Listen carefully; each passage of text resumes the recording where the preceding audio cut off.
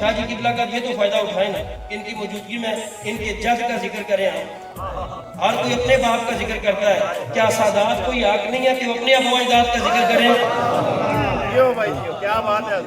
مولا علی فرماتے ہیں میرے لیے یہ فخر کی بات ہے، میرا رب اللہ، اور میرا یہ اعزاز ہے کہ میں اس کا بندہ ہوں۔ پھر اس کے بعد میں، اے میرے اللہ تو ویسا ہی ہے جیسے میں چاہتا ہوں۔ ہر ایک کی چاہت ہوتی ہے میرا مالک ہے۔ مولا علی فرماتے ہیں اے اللہ تو ویسا ہی ہے جیسے میں چاہتا ہوں، مجھے ویسا بنا دے جیسے تو چاہتا ہے۔